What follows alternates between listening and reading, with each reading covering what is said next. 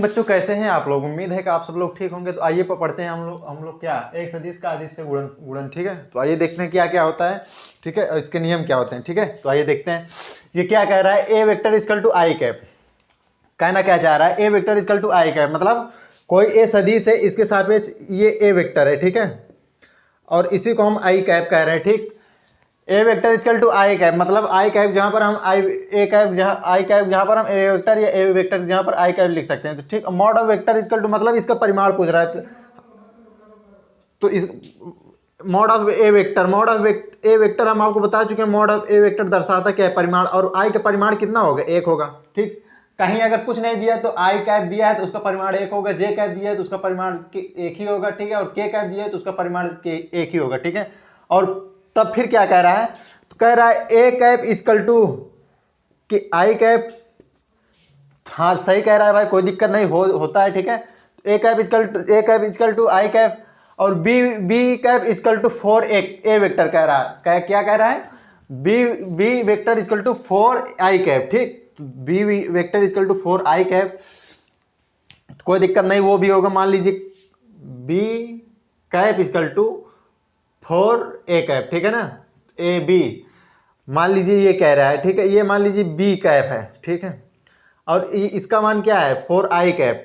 ठीक है ना, ऐसे देखिए, ये मान लीजिए कोई बी कैप है, ए वेक्टर इक्वल टू, बताए क्या लिखें अब, इसमें क्या करना है, क्या है, वही है B vector equal to 4 i cap, कुछ नहीं खुराम लिख सकते हैं। मतलब ये क्या परिमाण कह रहा है, आई कैप को परिमाण मान लीजिए एक होता है ये, और कह रहा है ऑलरेडी परिमाण दिया है तो कोई दिक्कत है नहीं, उसी का उसी मल्टीपल हो जाए, कोई दिक्कत नहीं है।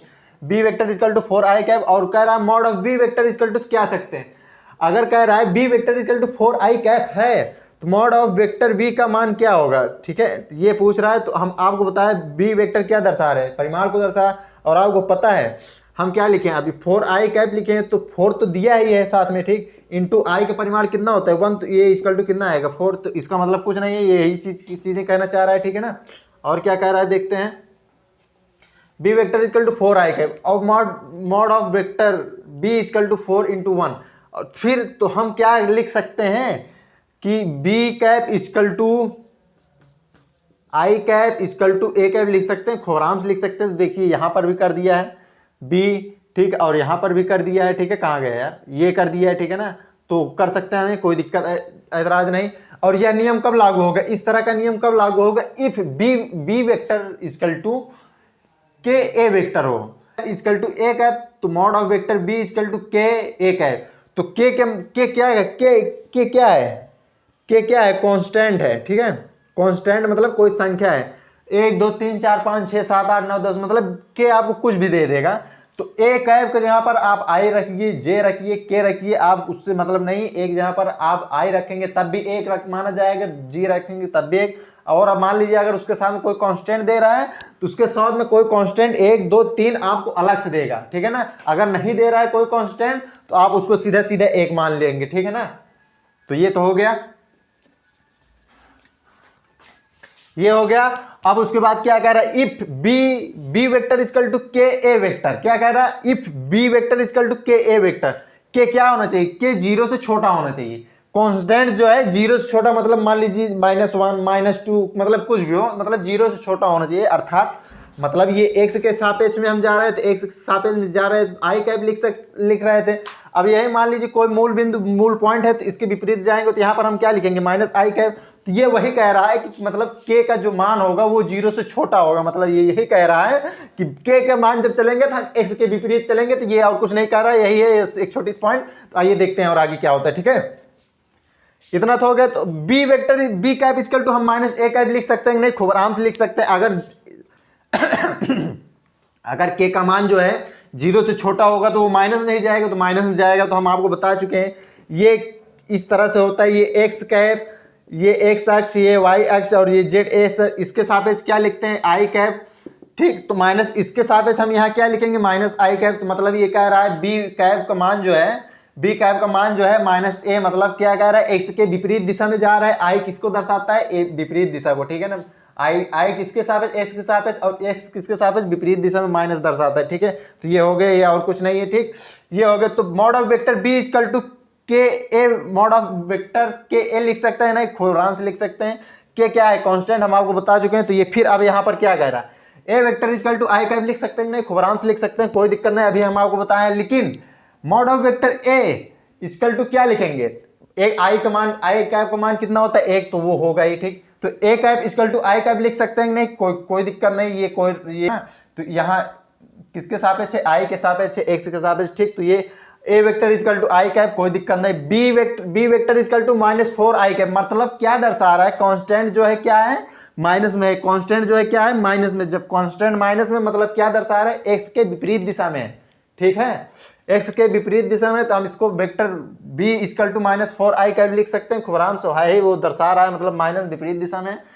तो mod of vector B equal to मतलब अब यहां पर देखिए एक पॉइंट आपको समझने वाली, ये मॉड ऑफ वेक्टर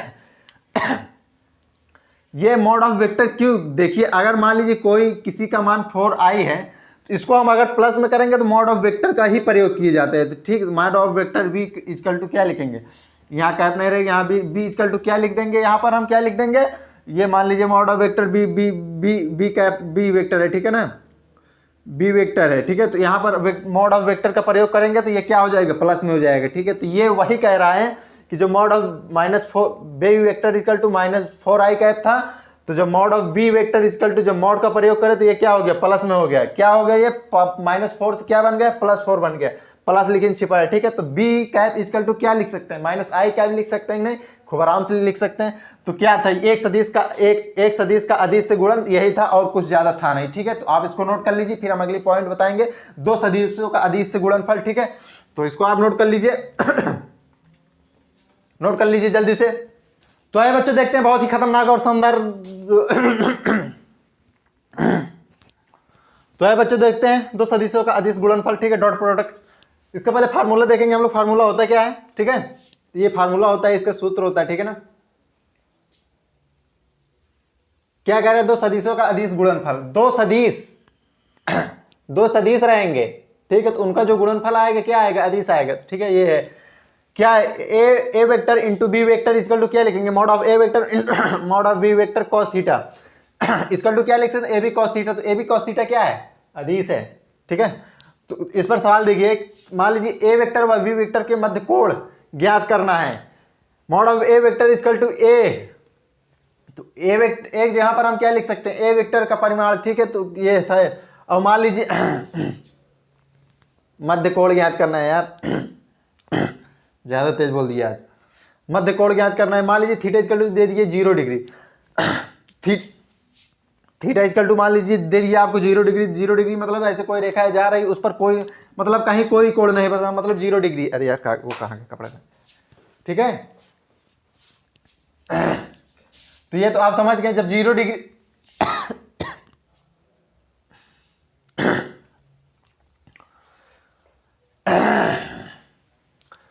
जब 0 डिग्री क्या हम डॉट प्रोडक्ट फार्मूला लगाएंगे, 0 डिग्री है तो मान लीजिए cos 0 अंश का मान कितना होता है, cos 0 अंश का मान 1 होता है। जब हम यहाँ पर फार्मूला यहाँ पर रखेंगे A dot A vector into B vector equal to A B cos theta, cos theta यहाँ पर 1 रखेंगे, तो जब cos थीटा यहाँ पर ए रखेंगे तो क्या आएगा, टोटल ए बी ई आएगा। तो cos थीटा इक्वल टू वहाँ रखेंगे तो यहाँ पर क्या आएगा, ए बी आएगा। सॉरी यार वीडियो थोड़ा ज्यादा स्पीड पढ़ाने लगे तो देख लेना, थोड़ा स्लो मोशन कर कवर कर लेना, बाकी यहाँ से देखते हैं। थोड़ा डांस वांस कर लो यार, बोलो हाथ जोश, बोलो न पढ़ने में मन लगेगा ना, जोश लिया करो यार, गाओ लिया करो, गाना बजाकर साइड में रख लिया करो ये टेंशन लेकर नहीं, टेंशन फ्री होकर जिया करो।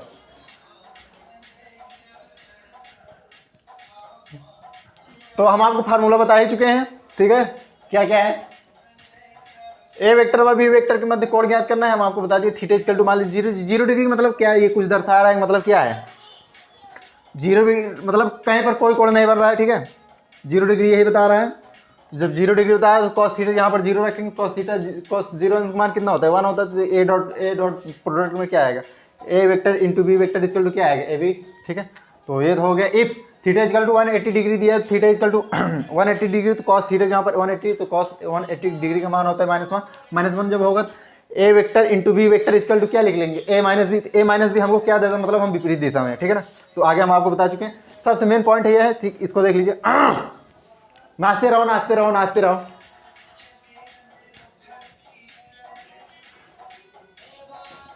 गाना बजा कर नाच लो यार, गाना हम अपना तेज कर दें। ये लो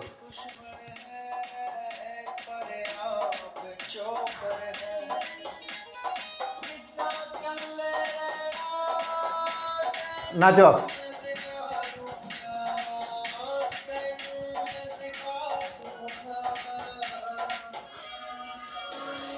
ख्वाब न देखा कर।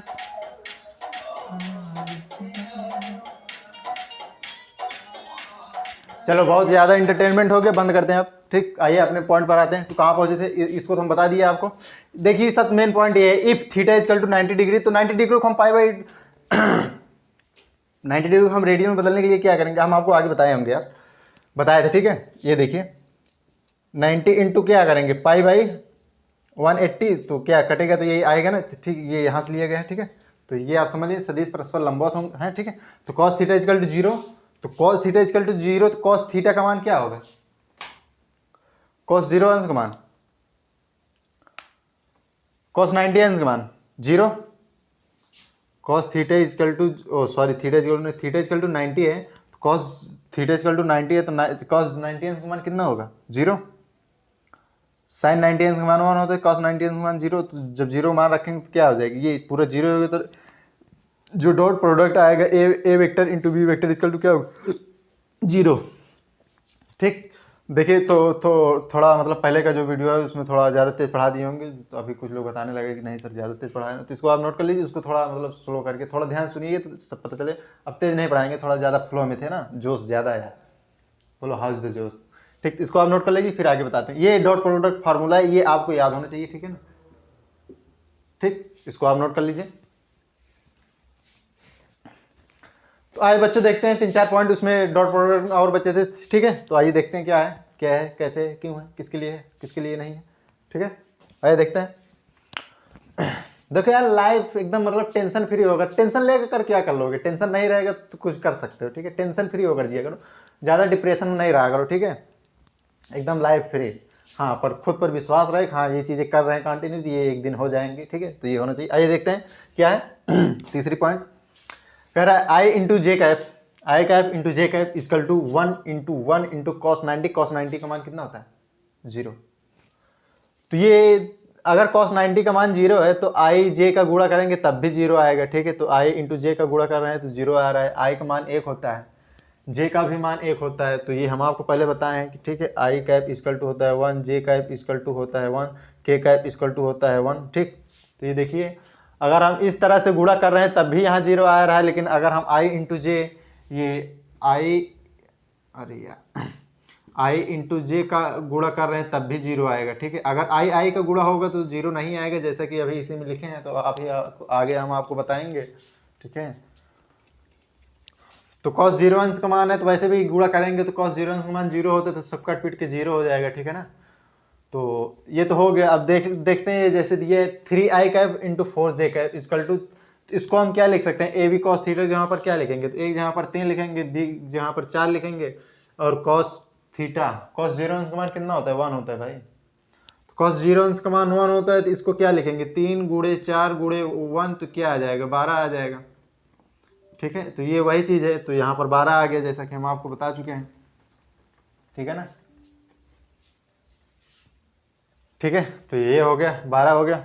और क्या है, ए vector into b, a vector into a vector तो देखिए a vector into a vector equal to क्या लिख सकते, a cos theta, cos theta जहाँ पर क्या है 0, तो क्या नहीं कॉस थीटा यहाँ पर 0 डिग्री। ठीक है, तो ये यहाँ डिग्री लगा दीजिए, तो कॉस थीटा जहाँ पर क्या है 0 डिग्री, तो 0 डिग्री मान आपको पता है ए है, 1 होता है, तो ए इंटू 1 करेंगे तो क्या आ जाएगा, ये ए स्क्वायर आ जाएगा। ठीक, तो यहाँ पर ए स्क्वायर आ गया है। या फिर हम आपको कहें क्या कहें, जब सम का गुणा होगा तो 1 आएगा, 1 वैसे भी आएगा। ठीक है ना, तो अगर हम ए कैप इंटू ए कैप का गुणा करते हैं तो 1 आएगा।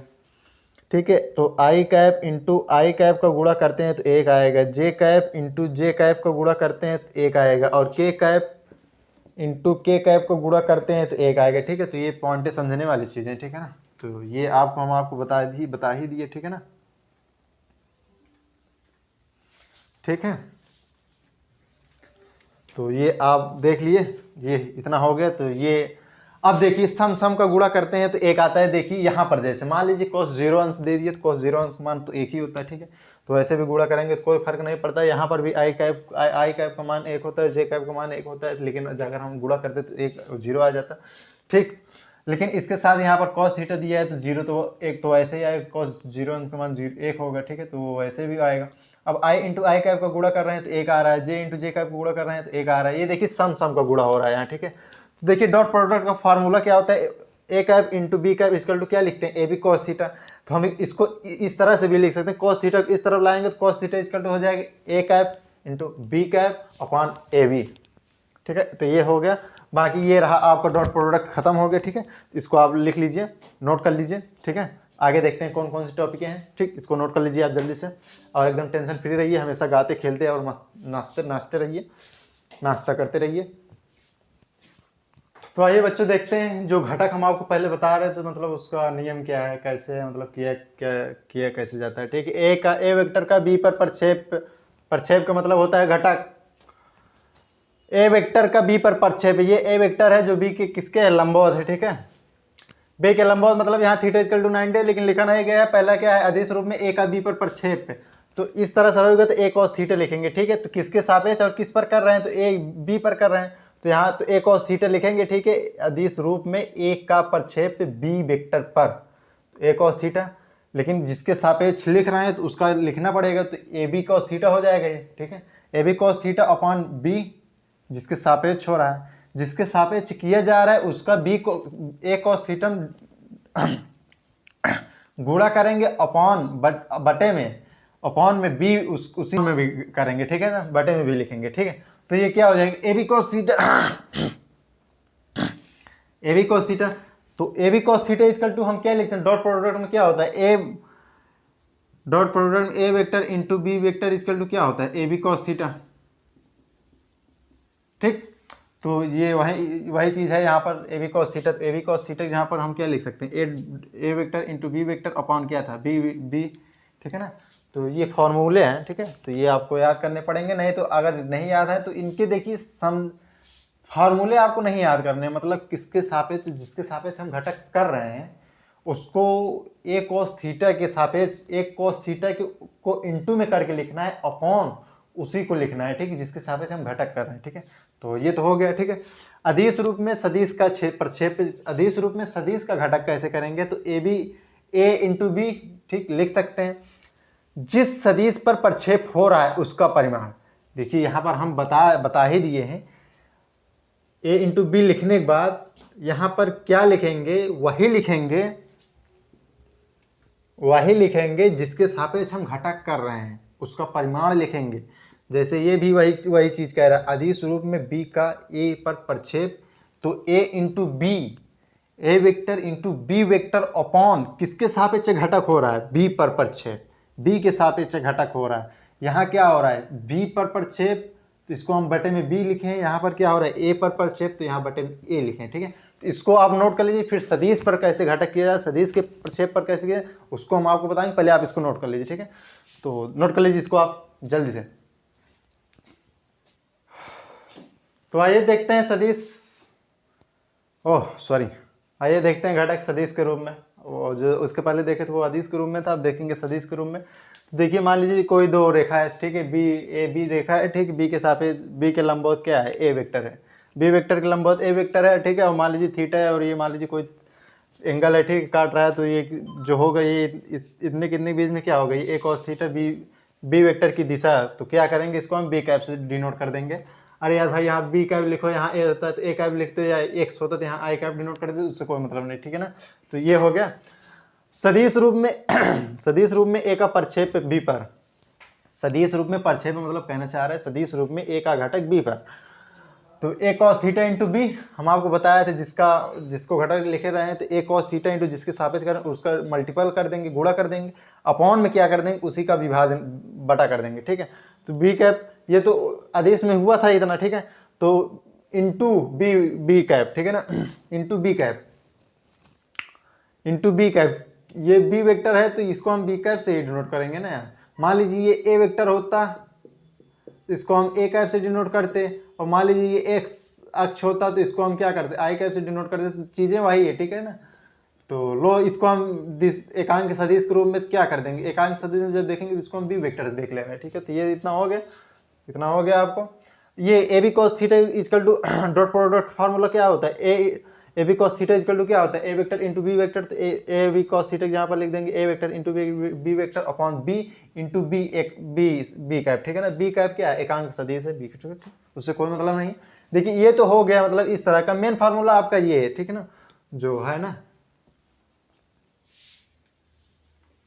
ठीक है, जो भी है ये इसका सदिश के लिए, ठीक है। सदिश के रूप में दिशा का प्रक्षेप, सदिश के रूप में दिशा का घटक इक्वल टू हो गया, ठीक है, बिग वेक्टर बड़ा, ठीक है, ए vector into B vector upon जिस सदिश पर, क्या कह रहा है, जिस सदिश पर प्रक्षेप घटक हो रहा है उसका परिमाण।